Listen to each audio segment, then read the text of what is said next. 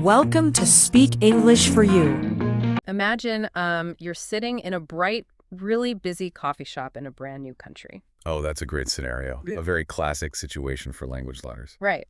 And you hear the espresso machine, you hear people talking quietly, you smell the coffee, and you're looking up at the menu board. And you understand it, right? Exactly. You understand every single word up there. You studied so hard, you know exactly what you want to order, and you know the grammar to say it perfectly. But then it comes time to actually say it. Yes. The barista looks right at you and says, "What can I get for you today?" And suddenly, your throat just tightens. Your mind goes completely blank. Oh, it's the worst feeling. It really is. The words are right there in your head, clear as day, but they just absolutely refuse to come out of your mouth. It is a very specific and very frustrating kind of block. It feels exactly like having the correct key to a door, but suddenly your hand is shaking entirely too much to actually put the key into the lock. Wow. Yeah, that's a great way to put it. You're trapped on the outside, even though you have all the tools you need to get in. Well, that feeling, that sudden, terrifying freeze, is exactly what we're looking at today. Welcome to today's deep dive. I'm really excited for this one. Me too. Our mission today is to explore a really fascinating guide on how to break through what is probably the biggest barrier in language learning. The gap between understanding and speaking. Exactly, the massive gap between understanding a language and actually speaking it. And just a quick note for our listeners, we're going to take this slow. We will keep our words clear and use simple English. Right, so that if you're listening to this to practice, you can easily follow along with our conversation. It's a great mission for our deep dive today. It really is. Because, to anyone listening out there who has felt that exact freeze, whether it was in a coffee shop or sweating through a business meeting or just panicking on a phone call, you need to know something right now. You are not alone. Not at all. It's an incredibly common feeling. In fact, it might be the single most universal experience for language learners everywhere. And the source material we brought in today, it hits this problem right out of the gate. It identifies this exact frustration perfectly. Yeah, that gap between knowing and doing. Right. So many people say, I understand English completely, but I just cannot speak it. I mean, you spend years studying, you memorize all these vocabulary words, you master the complex grammar. But then sheer nervousness just completely takes over the second you have to open your mouth. Exactly. Okay, let's unpack this. Why does this happen? Like, why do our brains just betray us like this? Well, the reason we feel that intense nervousness really comes down to the deep psychological difference between taking language in and putting language out. Okay, what do you mean by that? So, reading and listening are fundamentally safe activities. They're private. Oh, sure, you can just sit on your couch alone. Exactly. You sit on your couch, you read a book, and nobody knows if you misunderstand a word. Mm-hmm. But speaking is public. It's a Right. performance. It's out there for everyone to see. Right. It requires you to step out into the light and show the world exactly what you know. And more terrifyingly, what you don't know. That makes a lot of sense. When we feel that social pressure, our brain actually reacts like we are in physical danger. It's the fight or flight response kicking in, which literally makes it harder to access the language centers in our brain. Wait, really? So our brain is actually trying to protect us by completely shutting us down? Basically, yeah. That is wild. But the good news is our source text today gives us a very clear, very encouraging path forward to override that panic. It really does. It breaks it down into very manageable steps. Right. It provides a framework to help you take that crucial first step out of the shadows and into an actual conversation. So let's look at how we lower that pressure. The guide's first piece of advice is beautifully simple. It says, think in simple English. It sounds so obvious, right? But it's actually a really profound shift in how we think about communicating as adults. How so? See, the problem is our ego. In our native language, we are complex, intelligent adults. We might be professionals, parents, experts in our fields. Right, we're used to sounding smart. Exactly. We are used to expressing very nuanced, complicated thoughts. So when we learn a new language, our instinct is to try and translate those complex adult thoughts perfectly. Oh, I see. We try to build these massive, elaborate sentences in our heads before we even open our mouths. Yes. And the text gives this perfect example of that exact trap. It says, do not try to speak big, difficult sentences when you're starting out. Right. For instance, you might have this thought in your head, something like, I would like to initiate a conversation with you about this topic. That's a lot of big words. It is. And trying to translate all those big words on the spot is exactly what causes the brain to freeze. So what does the guide suggest instead? The guide says you should just say, I want to talk. I want to talk. Wow, that is so much simpler. Exactly. Compare those two. I would like to initiate a conversation versus I want to talk. They basically achieve the exact same goal. The end result is identical. But one of those sentences is incredibly heavy to carry, and one of them is light. When you're nervous, trying to carry the heavy sentence is what makes you drop everything. Oh, it totally makes me think of learning to lift weights. Learning to speak a new language is, well, it's exactly like walking into a gym for the very first time. That's a great analogy. Imagine you've never lifted a weight in your life. You wouldn't walk straight up to the heaviest 200-pound weight on the floor and try to lift it over your head. No, definitely not. If you tried, what would happen? You'd immediately drop it. Or worse, you'd pull a muscle, humiliate yourself, and probably never set foot in that gym again. You would just quit. Right, you'd quit immediately. So why do we do this with language? Why do we try to use the heaviest, biggest sentences when we're just starting to build our speaking muscles? We let our adult egos get in the way. But I have to push back on this a little bit. Okay, go for it. If I'm an adult in a professional setting, like at an office, and I just walk around using incredibly simple sentences like, I want to talk, or I am happy, won't I sound like a toddler? That is a very common word. Yeah. Won't people judge me for not sounding intelligent? That's a fair fear, and it's exactly what holds people back. But here is a surprising fact from our source material that I absolutely love. Oh, what is it? Even native speakers use simple sentences every single day. We have this illusion that native English speakers walk around talking like academic textbooks or characters in a Shakespeare play. Oh, right. Like everyone is giving a big speech all the time. But they don't. That's a really good point.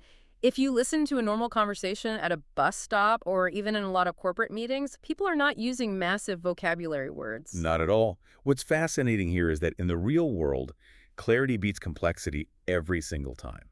Simple English is highly powerful. So just realizing that native speakers rely heavily on simple English themselves, that should take a lot of pressure off. It takes all that heavy pressure right off the learner's shoulders. You do not need big, fancy words to be respected or understood. You just need clear words. So when you finally accept that saying, I want to talk, is a completely perfect, valid sentence, that heavy 200-pound weight is lifted. Exactly. You lower the weight, and suddenly you can actually lift the bar. You can speak. Okay, so if the first step is dropping our ego and accepting that we only need simple, clear sentences, that brings up a really practical problem. Which is? Even if my sentences are simple, my mouth still feels glued shut. How do we actually practice lifting these lighter weights without freezing up from the pressure of an audience? Which brings us to the next major concept in our guide. Step 2. We need to look at the physical reality of language. The physical reality. Yeah, language isn't just something that happens quietly inside your mind. It is a highly physical activity. That makes sense. Your mouth, your tongue, your breathing. Right. And the guide emphasizes that to get over the physical block, you have to practice speaking every day. But crucially, you do not need a partner to do it. Oh. You can, and actually should, practice entirely alone.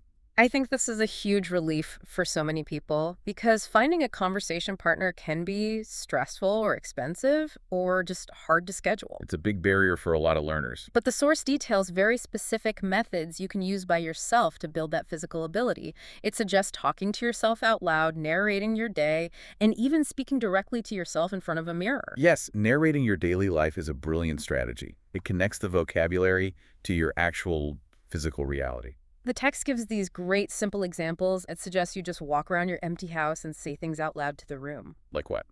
Things like, today I woke up at 7 a.m. Or, I am making a cup of coffee right now. Or even right at this very moment, you could say out loud, I am listening to a deep dive. Beautiful, simple sentences describing exactly what is happening in the physical space around you. Okay, I get the concept, but here's where it gets really interesting to me, and I have to challenge this a bit. Okay. Isn't talking to yourself in the mirror genuinely crazy? It feels a little funny, sure. I mean, imagine standing in your bathroom, staring into your own eyes, and saying, I had toast for breakfast out loud to an empty room. Right. If my roommates or my family heard me doing that, they would think I completely lost my mind. It feels so deeply awkward. Oh, there's no denying it. It feels completely silly. It feels incredibly awkward the first dozen times you do it. So why do it? Because what's fascinating here is The biology and the psychology behind why this awkwardness is so necessary. When you speak aloud in an empty room, you are bypassing the social panic we talked about earlier. So skipping that fear of other people judging you. Exactly. Mhm. And you are focusing entirely on motor skills. You are literally training the physical muscles of your face. Wait, motor skill? Like, we are athletes training for a sport. Are we actually training the physical muscles of the tongue and lips? Absolutely. Think about it. Every single language in the world requires different physical movements. Oh, sure. Some sounds just don't exist in other languages. Right. English sounds might require you to put your tongue behind your teeth in a way that it never ever goes in your native language. Like the thu sound. Yes, the thu sound in English is a perfect example. It requires physical coordination that many people's mouths just haven't practiced before. By speaking to the mirror, you're building physical muscle memory. Wow. You're training your mouth, your jaw, and your vocal cords to easily make the physical shapes of English words. That makes so much sense. It really is like the gym for your face. It really is. If you've never swung a tennis racket, your arm doesn't know how to do it naturally. You have to practice the swing 100 times before you hit a real ball. Exactly. If you've never physically formed an English sentence out loud, your mouth simply doesn't know how to move when the barista asks for your order. Precisely. And the second incredibly important thing you are doing in front of that mirror is training your brain to connect those physical movements to the sounds of your own voice. And you're doing it entirely without the fear of being judged by another human being. Because the mirror can't judge you. Right. The mirror doesn't care if you use the wrong verb tense. The mirror won't roll its eyes at your accent. No, it won't. When you are alone in your bathroom, the social pressure is absolute zero. If you can just embrace that silly, awkward feeling in private, you are actively building a safe space to fail. And by doing that over and over, when you finally step out into the real world and go to that coffee shop, your mouth already knows how to make the words. The physical part of the equation is already handled. Your body just knows what to do on autopilot, even if your mind is a little bit nervous. You've practiced the physical movements so many times in private that muscle memory just takes over. So practicing alone bridges that massive canyon between knowing a vocabulary word mentally and physically producing the sound in the air. Yes. It takes the theory of language and turns it into a physical reality. Perfectly said. Okay, so solo practice is a great foundation. It builds the muscles, it gets us used to hearing our own voices. But let's be real. Eventually, you have to leave the bathroom mirror. It's true. Eventually, you are going to step outside, walk up to a real person, and speak out loud. And when you do, no matter how much you've practiced, you are probably going to say the wrong thing. You are going to mess up. It's guaranteed. It's an unavoidable fact of human communication. You will stumble. You'll use the past tense instead of the future tense. Or you'll completely forget the word for napkin and have to just point at it. Exactly. Which brings us to the final and maybe the most difficult psychological hurdle in our source material. Step 3. Right. How we handle those public stumbles totally determines whether we keep going, or if we retreat back into silence and quit. The guide's final piece of advice is very direct. Do not be afraid of mistakes. The source emphasizes this very heavily. It argues that mistakes aren't just an unfortunate side effect. They are the actual mechanism of learning. The actual mechanism. Yeah. The guide states very clearly that if you wait until your English is perfect before you allow yourself to speak, you will simply never start. Never start.